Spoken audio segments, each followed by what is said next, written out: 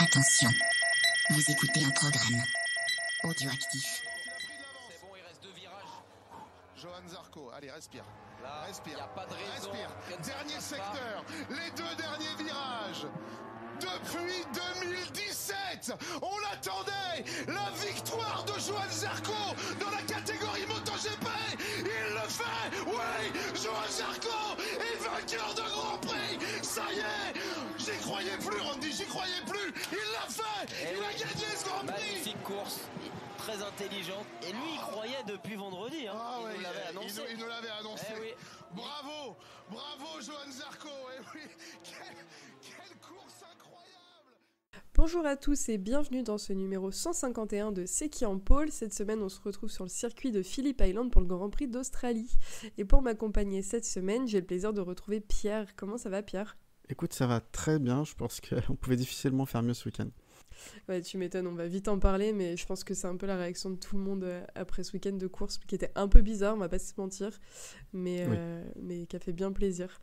On va passer rapidement aux news. Est-ce que tu peux nous dire un peu ce qui s'est passé dans le paddock cette semaine ?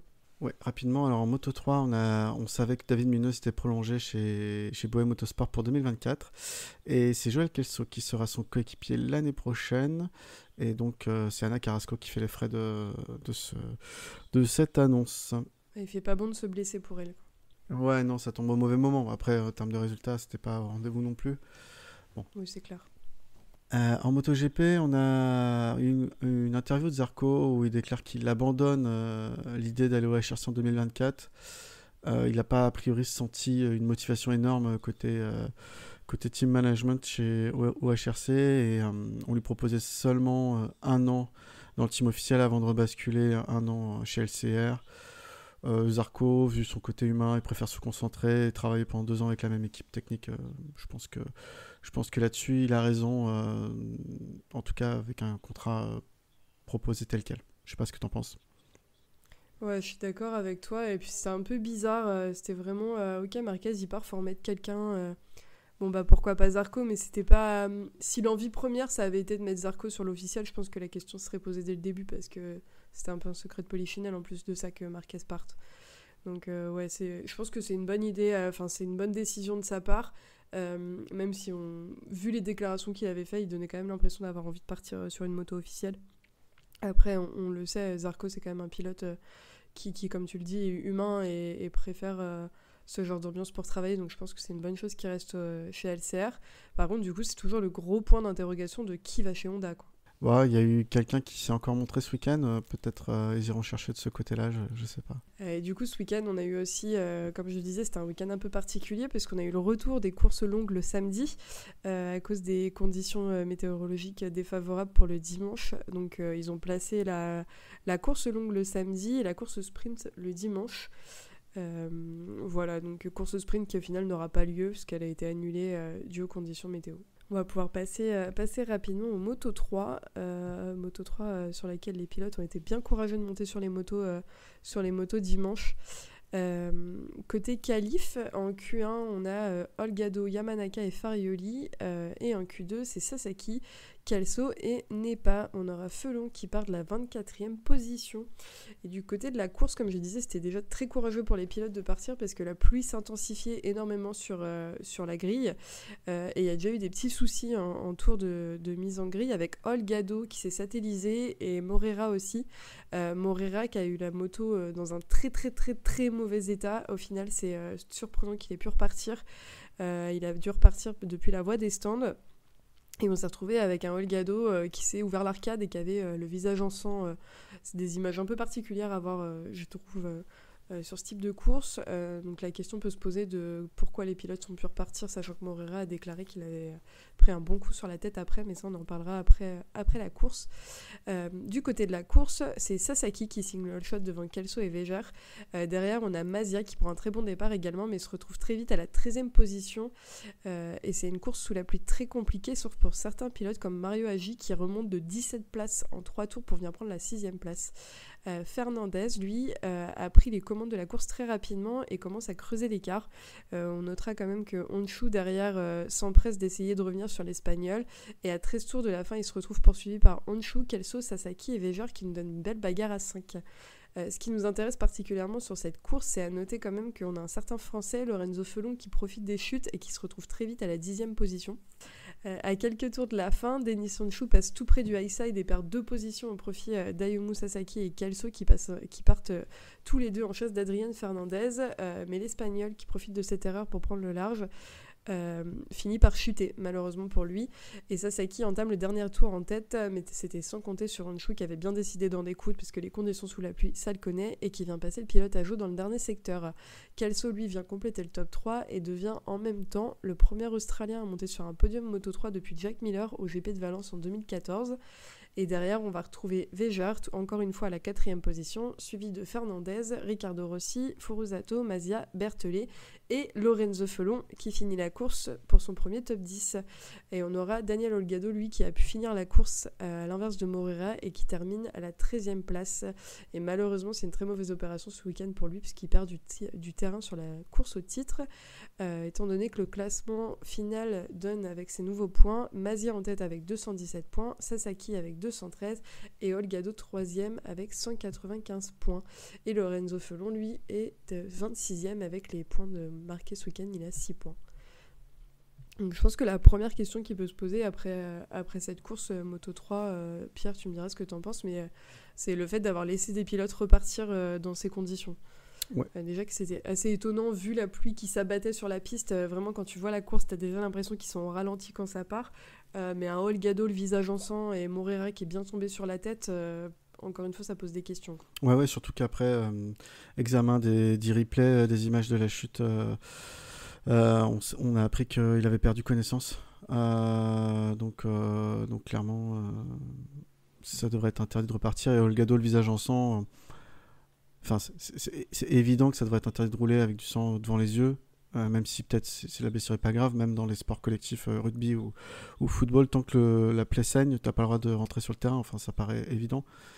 Du coup, ouais, clairement là-dessus, la direction de course, encore une fois, direction de course et slash clinique mobile, hein, parce que voilà, comment ils travaillent les médecins, quelles sont les règles qui leur sont imposées, peut-être que les règlements ne sont pas assez stricts.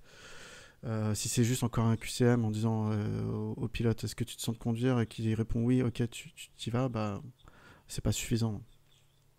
Ouais, c'est clair. Non, mais ça pose des vraies questions, mais même au niveau du team, en fait. Je pense qu'au niveau du team, t'as quand même la légitimité de dire bah non, attendez, mon pilote, il vient de se satelliser, il est tombé par terre, assez violemment, même si c'est un peu graphique. Pour Olgado, pour le coup, c'était plus graphique que grave, mais ça reste une question que tu peux te poser. Et à côté de ça, du coup, ça laisse aussi, ça démontre aussi de la force mentale que peuvent avoir ces pilotes pour réussir à faire des courses aussi dans des conditions aussi compliquées. Bon, Moreira, pour le coup, est vite rentré, mais même au-delà de ça, quand tu vois les mécanos qui sont devant le box en train de démonter la moto, de la remonter à une vitesse, c'est hallucinant. Chose qu'on peut quand même noter le travail important des mécaniciens sur ce genre de situation. Tu vois. Ouais, on l'a aussi vu en Moto2 avec la moto de Pedro Acosta notamment.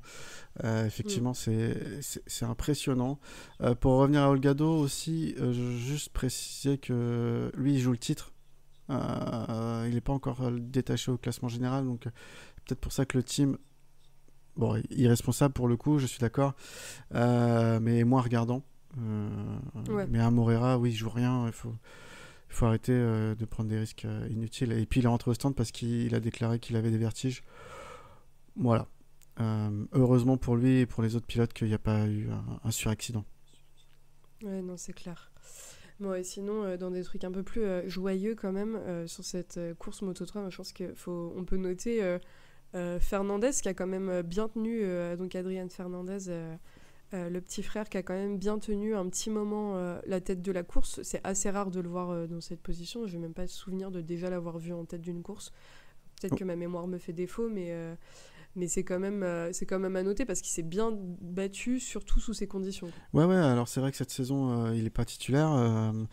Mais chez Tech 3, il n'avait rien fait quand il avait été placé par son frère et KTM. Mais là, il est en remplacement et il performe. Et d'ailleurs, je crois que pour l'année prochaine, il a signé. Donc c'est bien. Dommage qu'il fasse une petite erreur alors qu'il a dominé toute la course. Mais il pourra repartir.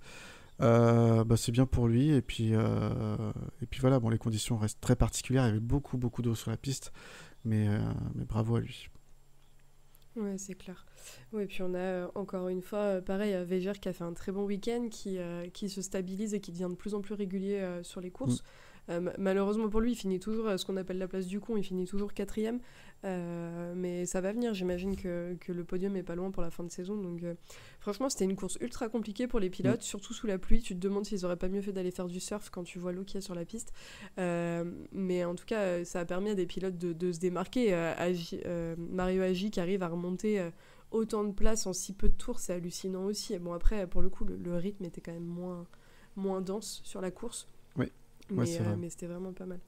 J'ai bien aimé la course de Sasaki, personnellement. Sasaki qui est arrivé en Moto 3 en 2017, il y a longtemps, et qui était rookie de l'année. J'avais beaucoup d'attentes pour lui à l'époque, et puis ça a été assez très en dents dessus. Genre, il faisait 2-3 résultats dans la saison, il disparaissait complètement le reste du temps. Et c'est vraiment une saison où je le sens au-delà des résultats purs, la régularité. Et vraiment, il a une vraie chance d'aller au bout et d'être titré cette saison. Il a complètement changé, je trouve, cette année. Donc j'étais impressionné par sa course, même si finalement Honshu finit par le passer, et sans te faire dinguerie d'ailleurs, et aller chercher la victoire.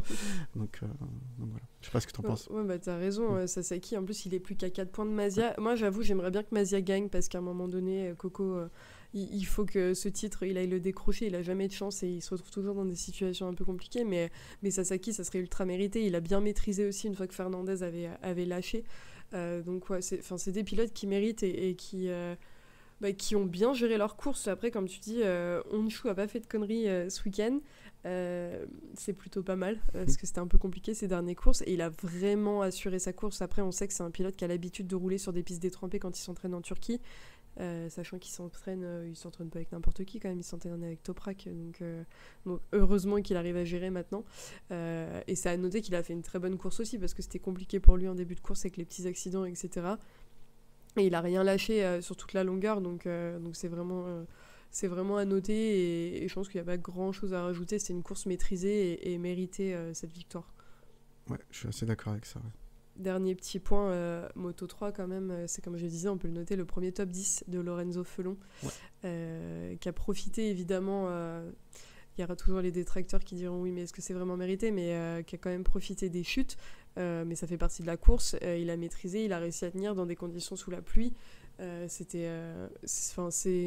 un moyen pour lui, j'imagine, de reprendre confiance là où il l'avait pas assez.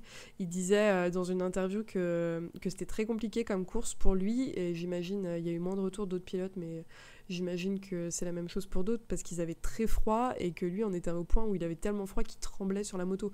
Donc enchaîner, t'as plus d'une vingtaine de tours dans le froid comme ça, sous la pluie, où il faut réussir à maîtriser tout en ayant très froid. Je trouve que c'est vraiment pas mal, quoi. Ouais, exactement, ouais. Il était même P7 à un moment donné, pendant quelques tours, donc vraiment belle performance de Lorenzo Felon. Il faut le signaler quand il le fait. Il n'a toujours pas de selle l'année prochaine, malheureusement. Donc c'est bien de se montrer. Les conditions étaient très particulières, mais c'était les mêmes pour tous, hein. Il y a ceux qui sont tombés et ceux qui ne sont pas tombés, et il fait partie de cela. Donc il faut savoir maîtriser, et bravo à lui. Ouais, c'était un bon week-end pour lui. On espère que ça va déclencher quelque chose pour la suite, et qu'il va trouver un guidon l'année prochaine, parce que ce serait dommage de perdre un pilote français comme ça. Et surtout, en fait, la question qui se pose, c'est si Lorenzo part de Moto 3, qui serait susceptible de venir en Moto 3 à un moment donné en termes de français dans le paysage français moto en ce moment. Donc, aujourd'hui, il n'y en a pas. C'est ceux ça. qui sont en Rookies Cup, ils restent pas. Ils sont pas. C'est très difficile d'arriver à ce niveau-là. Donc, Il y a un français en Rookies Cup l'année prochaine quand même, donc on verra ce que ça donne. Bon, on va pouvoir passer au Moto 2. Moto 2 qui a été une course assez rapide. On va voir ça tout de suite. Mais déjà en qualif, on a en Q1 qui passe Salak, Vietti, Baltus. Vietti qui était de retour suite à sa chute sur la dernière course qui était en fin de retour. Et en Q2, on a donc Aldeguer qui prend la pole position devant Canet et Lopez. Donc course Moto 2, même problème qu'en Moto 3, on a une petite chute en tour de mise en grille et c'est personne d'autre que Pedro Acosta qui va se satelliser pendant le tour de mise en grille, qui arrive à revenir et qui va donc devoir s'élancer en dernière position. Donc pas fou pour celui qui est en tête du championnat en ce moment. Mais du côté de la course, à l'extinction des feux, c'est Aaron Canet qui signe le all shot devant Aldeguer et Lopez. Lopez qui lui prend la tête pour quelques instants mais s'envole encore une fois dans un gros S-side et signe la fin de sa course. Dans l'événement avec l'accident, c'est Garcia qui va en profiter pour s'infiltrer et prendre la tête de la course devant Salak et Arbolino.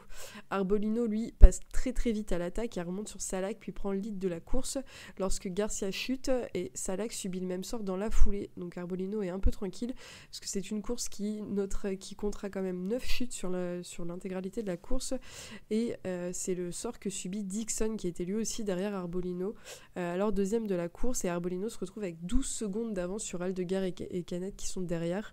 Derrière, Acosta lui est déjà remonté à la 10e place au 6e tour de la course et c'est alors que la direction de course agite un drapeau rouge pour des raisons de sécurité, les conditions de course étant devenues beaucoup trop dangereuses suite au nombre de chutes comme je viens de le dire sur ce court début de course. Après quelques minutes d'interruption, on est donc informé que le Grand Prix ne repartira pas et les pilotes ayant couvert moins des 2/3 de la course, c'est la moitié des points qui seront attribués aux membres du top 10. C'est donc Arbolino qui est déclaré vainqueur devant Canet et Aldeguer qui comptaient eux 10 secondes d'avance sur Alcoba et Robert. Le top 10 se complète de Chantra, Bobenschneider, Acosta et Ramirez. Au classement du championnat, Arbolino reprend un peu d'avantage sur Acosta, mais Acosta est toujours en tête avec 282,5 points.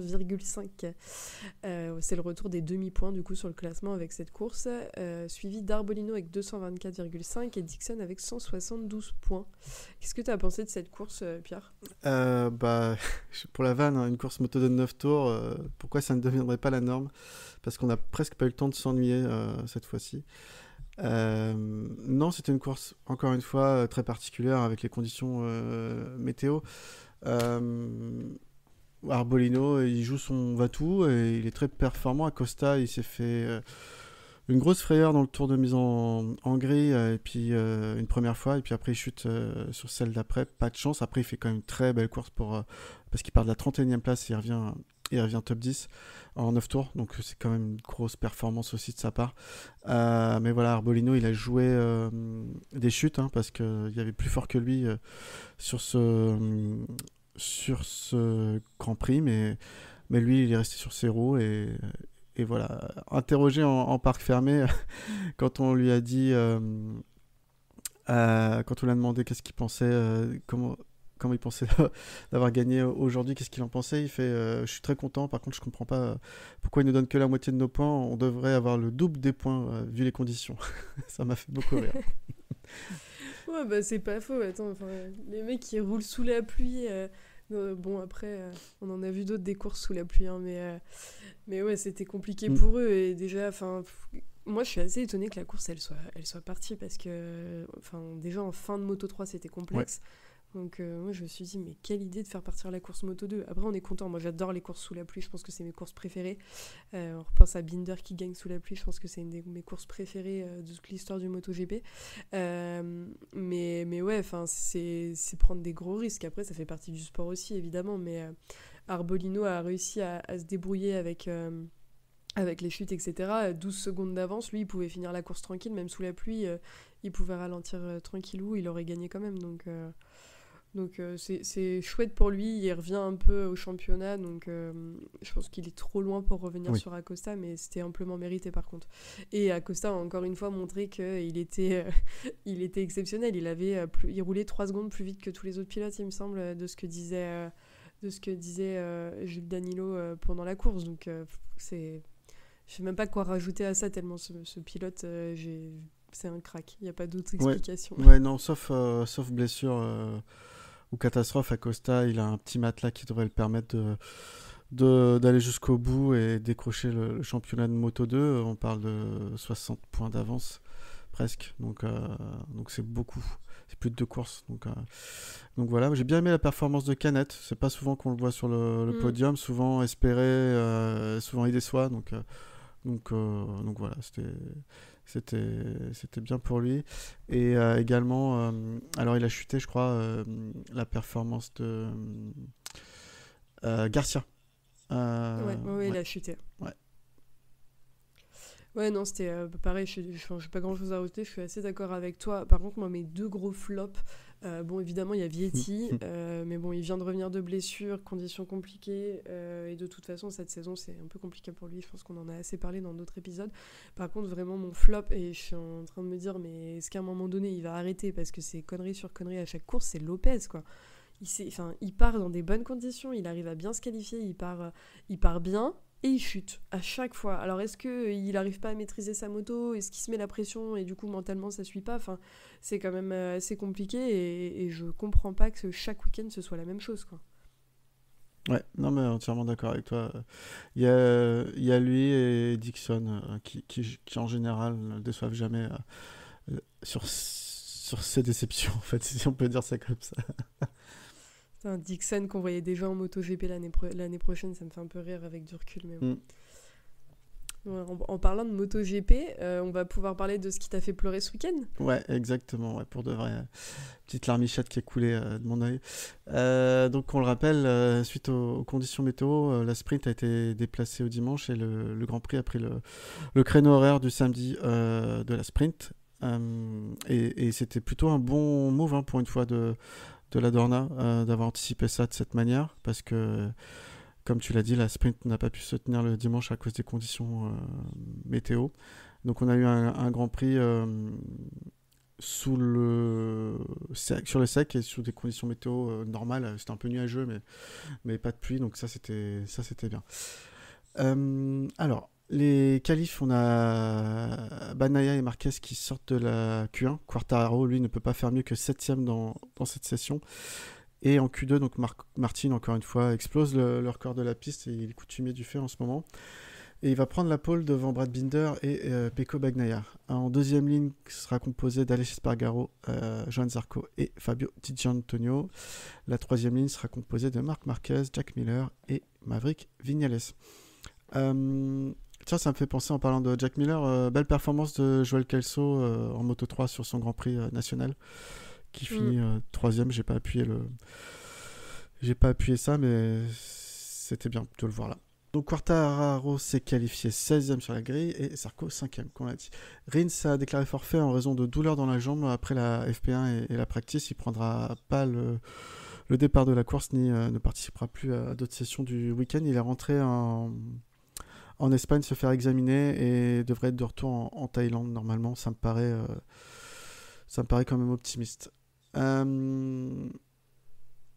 Le Grand Prix. Donc piste sèche, comme je disais, c'est parti pour 27 tours. La plupart des pilotes sont partis en médium à l'arrière sur circuit très abrasif et c'est ce que conseillait en tout cas Michelin. Brad Binder fait un très très bon départ comme d'habitude, mais c'est bien Martin qui garde l'avantage de la pole. Miller au premier virage sera 4ème, Di Giannantonio 5, Marquez 6, Zarco 7 juste derrière. Quartararo rate son départ et pointe assez rapidement 20ème. Bagnaia semble prudent ce début de course et se fait reprendre par Di Giannantonio et va bouchonner un petit peu Marquez. Zarco puis Miller vont passer Marquez alors que Martin en tête de course a pris 1 seconde sur Binder et cherche à se mettre à l'abri. Il est l'un des rares pilotes à avoir pris le soft arrière avec Marc Marquez. On a le droit à de belles passes d'armes entre Zarco et Marquez, plusieurs virages où il se double. Il va rester 20 tours et Martin pointe à 2 secondes d'avance sur le reste des poursuivants. Suivi par Binder derrière et Di Giannantonio, et ensuite c'est Bagnaia et Zarco qui marquent un peu plus le pas. On va voir que c'est une stratégie de course de leur part. Quartararo double Morbidelli pour le bénéfice de la 19e position. On a Mir qui va chuter suite à un contact avec Marini, finalement jugé licite, donc pas de sanction pour l'Italien. Martin se permet à ce moment-là 3,5 secondes d'avance sur Brad Binder en tête de course. Augusto Fernandez va chuter également. On a Fabio Di Giannantonio qui a une seconde d'avance sur Bagnaia et Zarco. Lui, il revient bien sur Binder et pour le doubler pour le bénéfice de la deuxième position. Zarco arrive à passer Bagnaia à 8 tours de l'arrivée et tout le groupe avance de devant se recolle. On a Di Giannantonio qui revient sur Martin alors que Zarco et Bagnaia, eux, fondent sur Binder. Zarco va passer Binder puis Di Giannantonio. Bagnaia le suit comme son ombre à la recherche d'une ouverture. Martin n'a plus qu'1,2 secondes d'avance sur le groupe mais son pneu arrière est clairement à l'agonie. Et dans le dernier tour, on a Zarco qui passe Martin dans le virage numéro 4 pour la première position et Bagnaia qui s'engouffre dans la brèche pour la 2. Zarco ne laisse aucune erreur gâcher son triomphe et s'impose devant Bagnaia et Fabio Di Giannantonio.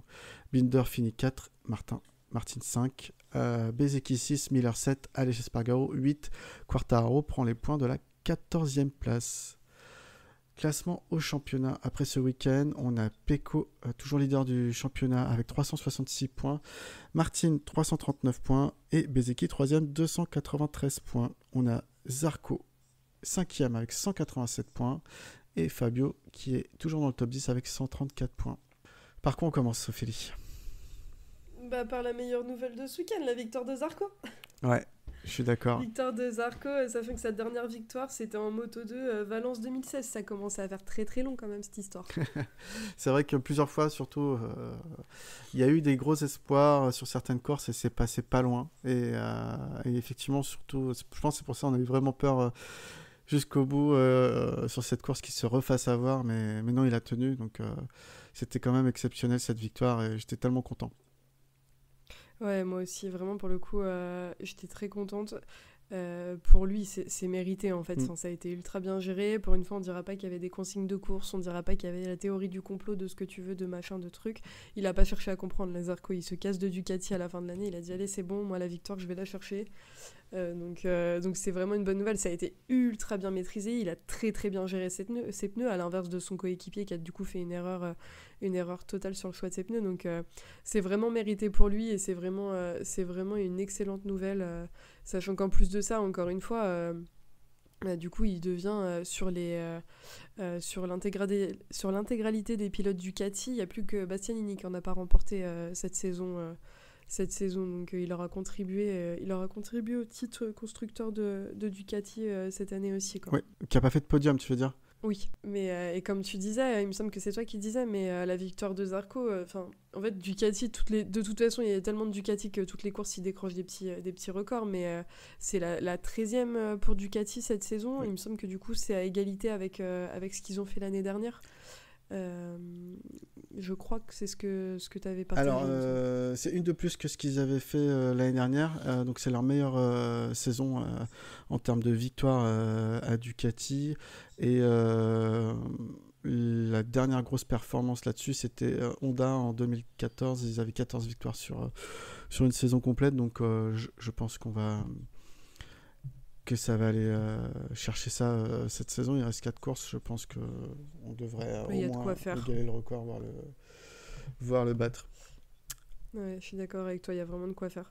Et du coup, chez Ducati, c'est quand même un très bon week-end, puisqu'on a quand même Pecco, du coup, qui termine, comme tu le disais, à la 2e place, et qui, du coup, décroche son 11e podium de la saison. C'est plus que ce qu'il a fait l'année dernière, alors qu'il a été titré l'an dernier. Ouais, exactement. Non, très bonne, encore une fois, très bonne course de Bagnaia, très, très intelligent parce que bon, il a commencé encore une fois le week-end avec beaucoup de mal. En fait, il a expliqué que contrairement à Martin, il n'arrive pas à passer un soft. En fait, il trouve la moto très agressive et il se démerde très bien avec les médiums, mais dès qu'il faut rouler très très vite avec un soft comme en qualif ou en practice, il a du mal. Il trouve la moto trop agressive, du coup ça le gêne. Mais là, il a fait sa course avec Zarco, exactement la même course en fait, c'est-à-dire qu'ils ont attendu leur tour bien maîtrisé parce qu'ils savaient qu'en fin de course ils auraient des opportunités de rattraper ceux devant, et effectivement c'est exactement ce qui s'est passé pour les deux pilotes. Donc bravo à Bagnaia, c'est une victoire très intelligente. Dommage, pour lui, hein, parce que je suis content que Zarco ait gagné, mais il manquait pas grand-chose, je pense, pour pouvoir dépasser Zarco. Il y aurait eu un tour de plus, peut-être qu'on aurait vu une bagarre entre les deux. Mais c'est super pour lui, donc il reprend en total, il a 37 points d'avance sur Martin au championnat. Bon, voilà.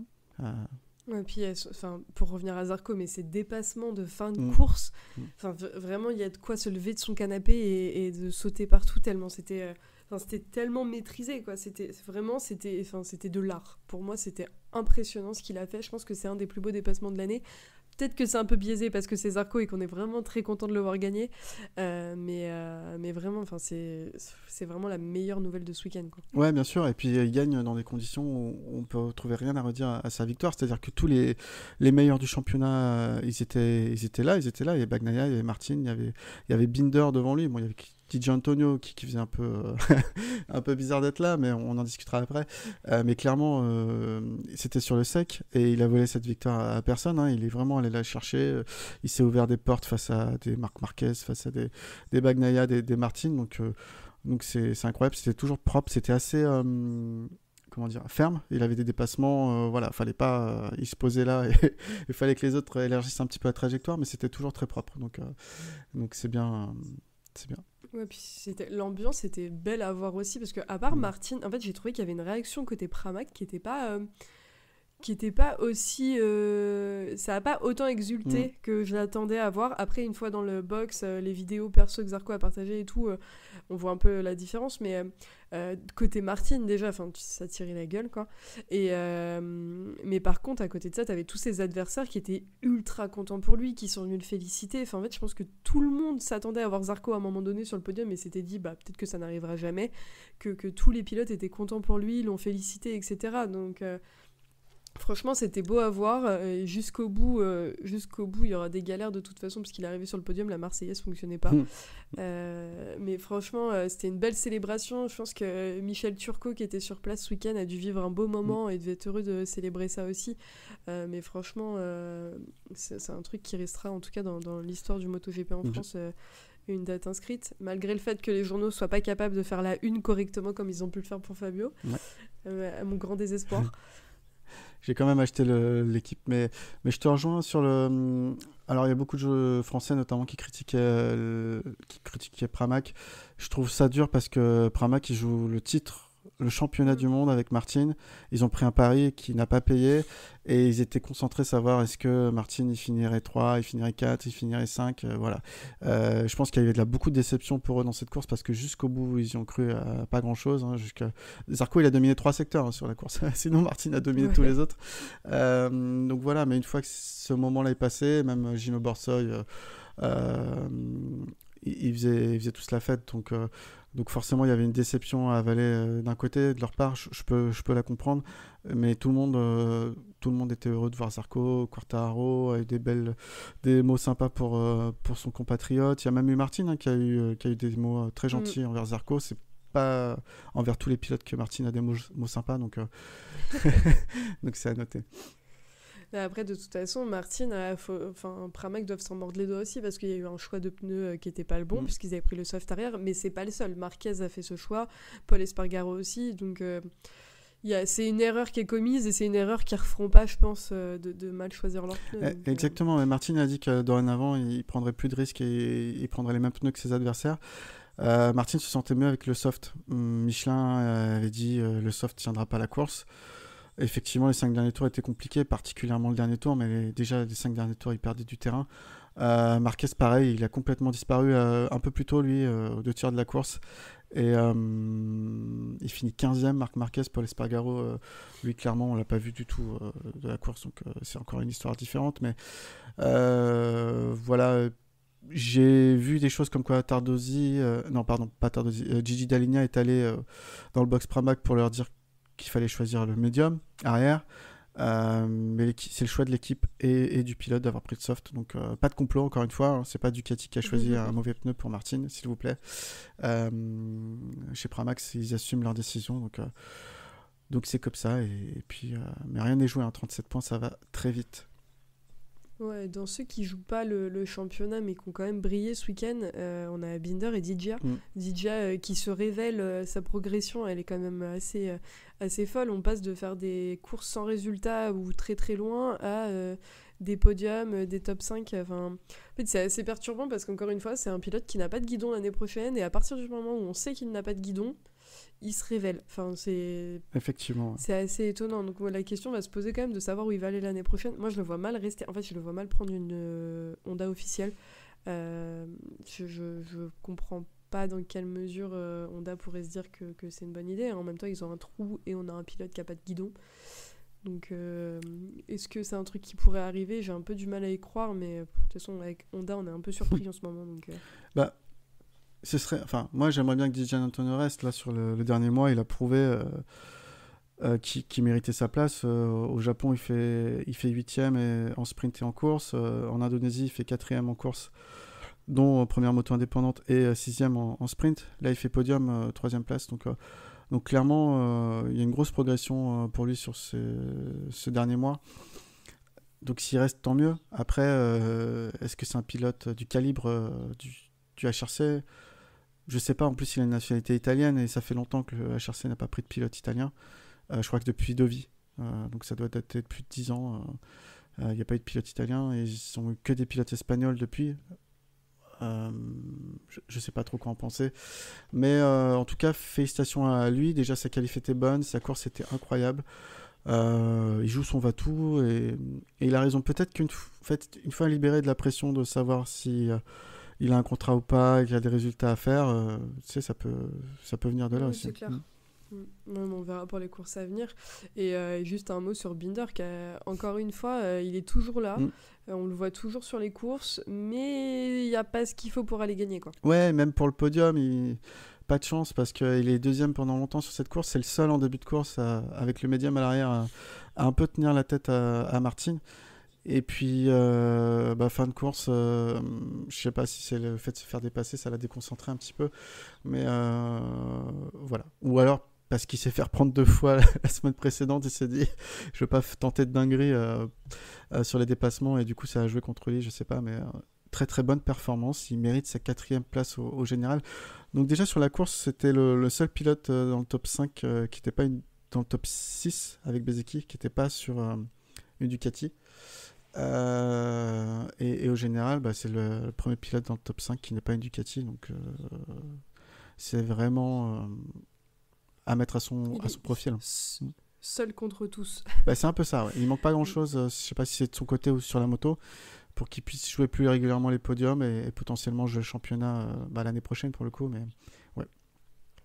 Ouais, je suis d'accord avec toi. Et tu parlais de Bezzecchi, je pense que c'est quand même à noter Bezzecchi qui avait fait une qualif un peu compliquée.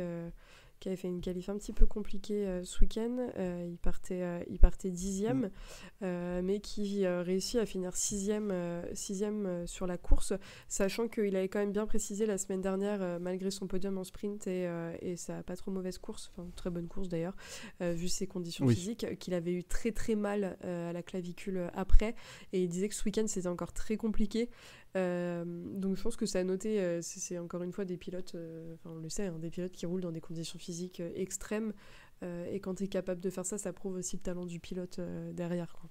Oui, je te rejoins, Bezzecchi, belle course. Alors on l'a pas du tout vu à l'image, je me souviens pas avoir vu d'image de lui, mais vu son résultat, et ce que tu viens de dire, on peut que le saluer. Effectivement, franchement, clavicule cassée, c'est incroyable ce qu'il fait. Malheureusement, le championnat s'envole pour lui, hein.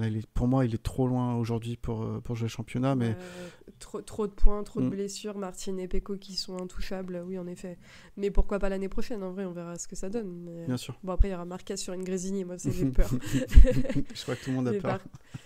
Mais par contre, je pense que c'est un des pilotes qui a profité de ce que moi je trouve être une très bonne décision, et je pense que tu me rejoindras là-dessus, d'avoir décalé la course au samedi. Parce que s'il y avait eu la sprint le samedi sur le sac et le dimanche, ils avaient dû faire la course longue. Déjà, on sait très bien que vu tous les enjeux qu'il y a sur une course longue, ils auraient attendu au max avant d'annuler la course. Et au final, ça a été une bonne idée parce que du coup, moins de perte de points. Du spectacle pour les spectateurs sur place quand même le samedi. Enfin, je pense que c'était la meilleure décision à prendre sur ces courses. Ouais, et puis t'as raison, Bezzecchi en a profité dans le sens où s'il avait dû faire la sprint, plus le warm-up du dimanche, etc., il serait peut-être trop fatigué, trop de douleur, parce que voilà, c'est 3 jours consécutifs pour faire le Grand Prix dans des conditions pareilles. Là, je pense qu'il en a profité, tout comme Zarco. Il dit peut-être que le dimanche, en fait, les adversaires, ils ont vraiment trop travaillé et ils sont vraiment au-dessus de moi. Là, le fait d'avoir fait la course le samedi, peut-être qu'ils n'ont pas eu le temps, il parlait de Bagnaia, je pense notamment, de peaufiner à l'extrême leur course et leur réglage. Donc voilà, il y en a à qui ça a profité. Par ailleurs, ça m'a fait marrer un petit instant stat. Une des dernières courses précédentes qu'il y avait eu le samedi, donc c'était à Assen 2015. En Moto 2, Zarco gagne le samedi à Assen en 2015. Et presque un back-to-back en quelque sorte, parce que autre course le samedi, 8 ans plus tard. Oui, il y a eu aussi du coup la course juste après le Moto 2. Et ensuite, du coup, Zarco en MotoGP ce week-end. C'est presque un back-to-back, du coup. Presque. Il y a juste un Valentino Rossi, rien de fou entre eux. Et je pense que dernier petit point, après tu me diras si tu as des choses que tu veux rajouter, mais moi c'est un point qui m'a marqué ce week-end parce que ça m'a un peu irrité sur la course de la semaine dernière. C'est le cas, maintenant j'appelle ça le cas carrément, le cas Fabio Quartararo, puisqu'il s'est fait pas mal tomber dessus pour le taquet qu'il avait mis à Yamaha ce week-end. Bizarrement, il a remis un taquet à Yamaha ce week-end, j'ai entendu personne en parler et je me dis que c'est vraiment au bon vouloir, on râle un peu au bon vouloir des gens. Ce week-end, il a refait un... Bon, il n'a pas fait un week-end fou, Fabio. Ce week-end, il termine très très loin, il termine 14e. Et en fait, il remettait un taquet à Yamaha en disant que c'était ultra compliqué et que oui, il avait signé pour 2024, mais qu'il voulait un projet qui fonctionne. Et je pense qu'il y a une certaine frustration pour Fabio sur ce week-end parce que historiquement, Phillip Island, c'est un circuit qui correspond très bien à la Yamaha, au moteur, à l'architecture de la moto, etc. Mais là, ce week-end, elle était nulle part. En fait, la moto, elle était pas rapide, elle avait du mal à tourner. De ce que Fabio disait, c'est que la moto était très agressive, que ça l'obligeait à freiner très fort, qu'elle consommait beaucoup de pneus, que c'était compliqué pour lui de l'emmener, que l'électronique gérait pas bien, il y avait du wheeling, ça patinait, donc que c'était ultra compliqué. Morbidelli avait l'air de dire la même chose. Donc évidemment, Fabio remet un taquet à Yamaha et je pense que c'est justifié, mais du coup... pour moi, il y a une grosse interrogation sur l'avenir de Fabio au sein de Yamaha parce qu'on lui vend de la poudre d'étoiles devant les yeux en lui disant « T'inquiète pas, l'année prochaine, ça va rouler », mais avec une moto aussi compliquée alors qu'elle est censée fonctionner à Phillip Island, je vois pas comment il peut être serein pour ce qui l'attend, quoi. Ouais, je te rejoins. Alors, je crois que l'année dernière, d'ailleurs, à Phillip Island, il fait podium, de mémoire. Il me semble. Ouais, donc c'est vrai qu'il y a une grosse différence avec cette année. Après, tout le monde a progressé, sauf la Yamaha. Je comprends vraiment honnêtement la déception de Fabio. Après, les promesses n'engagent que ceux qui veulent bien y croire. On a déjà discuté notamment en début de saison. Cette moto, depuis 2015-2016, on va dire à peu près, elle a cessé de progresser au même rythme que les autres. Rossi s'en plaignait, Vignales s'en plaignait, on a Dovi qui s'en est plaint, on a des Crutchlow qui est pas tendre non plus avec cette moto. Je sais pas vraiment quoi dire de plus. Je comprends pas, je suis assez d'accord. Alors, je veux pas lui tomber dessus, mais je suis assez d'accord que quand Fabio fait podium la semaine dernière, je comprends pas comment il arrive à tomber sur son équipe. Et là, je différencie bien la moto, donc ceux qui produisent la moto au Japon, et l'équipe. Je trouve qu'il remercie pas assez son équipe, vraiment, qui eux aussi doivent subir les conséquences des choix qui sont faits au Japon en termes de développement. Et je trouve qu'il met tout le monde dans le même sac, Fabio. Et je trouve que du coup, il y a risque de se mettre à dos certaines personnes de son équipe. Je trouve que c'est pas comme ça qu'on avance. Et concernant ce week-end, oui, il a raison de se plaindre, mais c'est lui qui a signé, hein. C'est lui qui a signé sur ce projet. Non, mais ça, je suis complètement d'accord avec toi. Et je pense qu'il y a une frustration qui est compliquée à gérer pour le pilote. Pour la semaine dernière, oui, je te rejoins sur le fait que de mettre tout le monde dans le même panier, c'est compliqué, ça peut lui attirer des problèmes. Sauf que, encore une fois, je pense que quand tu sais plus à qui parler parce que personne t'écoute, tu passes par là où ça passe, c'est-à-dire les médias, quoi. Et malheureusement, du coup, forcément, tout le monde y va de son petit avis en disant oui, mais Fabio, c'est vraiment un pilote ingrat. Moi, je trouve ça vraiment dommage. Et en plus de ça, ce qui me fait un peu peur, parce que ça fait partie de la com, c'est que l'année prochaine, il aura plus Eric Mahé derrière lui. Donc, ça va être un peu le gros point d'interrogation pour voir aussi où il va finir, tu vois. Mais après, je pense pas que la Yamaha progresse énormément l'année prochaine. J'espère qu'il y aura du mieux, honnêtement. De toute façon, j'espère toujours le mieux pour toutes les équipes et pour tous les pilotes, hein, sauf Vignales, bien sûr. Mais j'espère que la Yamaha va progresser. Alex Rins, ce sera un bon apport. Et j'espère qu'ils seront un peu plus au rendez-vous. Après, le gap, il est vraiment fort cette année. J'ai plus confiance en Honda pour rebondir un petit peu, s'ils trouvent le bon pilote. Plutôt que Yamaha, je trouve qu'ils sont trop différents. Après, Yamaha, ils ont fait l'erreur, encore une fois, de se séparer d'RNF. J'ai toujours pas compris ce move. Alors, RNF, c'était pas le team satellite le mieux du monde, hein, mais ils avaient déjà perdu Tech 3 par leur propre faute, j'ai envie de dire. Aujourd'hui, si tu as 2 motos, tu peux rien développer. Je vois pas comment tu peux continuer comme ça. Donc, faut vraiment qu'ils se remettent à réfléchir autrement. Je te rejoins là-dessus. Après, le petit taquet à Vignales, je te rejoins pas dessus. Mais sur le reste, oui. Et je pense que la carte possible à jouer, si Fabio décide de changer de moto, je le vois très mal aller chez Honda. Parce que quitter une moto qui fonctionne pas pour une moto qui va peut-être un peu progresser, mais avec laquelle tu peux pas jouer le titre, c'est compliqué. Et il n'y a pas la place chez Ducati. Donc peut-être que la carte Aprilia va se poser la question. Et à voir, peut-être que d'ici mars 2024, on sait pas, il nous sortira un truc d'un chapeau en disant en fait je romps mon contrat avec Yamaha et je vais autre part. Mais c'est un peu le mystère. Je pense que de toute façon, à part spéculer, on n'aura pas de réponse avant l'année prochaine, quoi. Ouais, exactement. Après, là, le HRC aurait sondé Vignales et aurait sondé Oliveira, donc tous les 2 pilotes Aprilia. Ça peut être aussi une porte de sortie pour Fabio. Mais est-ce que Fabio est prêt à faire un move comme Marquez a fait ? Ils n'ont pas le même palmarès, hein. C'est-à-dire Marquez quitte un Team Usine pour passer dans un des plus petits teams satellites du plateau. Je suis pas sûr que Fabio soit prêt à aller revenir chez RNF, j'ai envie de dire, anciennement Petronas, pour peut-être avoir une moto meilleure. Je suis pas sûr qu'il soit capable de ça aujourd'hui. Ouais, je suis d'accord avec toi, mais bon, du coup, ça sera la grosse question. Est-ce que tu as des choses à rajouter sur ce Grand Prix, Pierre ? Oui, voilà, on a critiqué la direction de course et les médecins pour la mauvaise décision qu'ils ont prise en Moto 3 sur certains pilotes. Mais là, bonne décision pour eux d'avoir décalé la course samedi. Vraiment, bravo. C'était intelligent. En plus, la course était 1 heure plus tard pour nous, donc on se levait un petit peu moins tôt. C'était parfait, j'ai envie de dire. Ouais, je suis d'accord avec toi. Mais je pense qu'on a un peu fait le tour de ce week-end. Et de toute façon, on va vite se retrouver, puisque la prochaine course, c'est la Thaïlande, le week-end prochain. Ouais. Il va encore falloir se lever très tôt. Et on va sûrement encore avoir de la pluie, vu la saison, parce qu'on a des bonnes décisions au calendrier. On choisit vraiment les bonnes périodes pour aller dans ces pays. C'est vraiment pas mal. Thaïlande, avec de la pluie, Zarco, back-to-back. C'est possible. Alors, on va pas lui mettre la pression, le pauvre. Déjà, on va aller sabrer le champagne pour celle-ci et puis on va attendre la suite tranquillement. Exactement. Bon, et c'est tout pour nous pour aujourd'hui. Et comme je disais, on se retrouve ce week-end, donc du 27 au 29 octobre pour le GP de Thaïlande. Et Pierre, je te dis à très vite. Merci Ophélie, à plus tard. Allons enfants de la patrie, le jour de gloire est arrivé.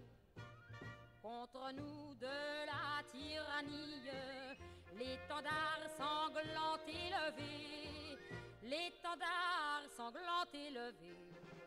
Entendez-vous dans les campagnes mugir ces féroces soldats?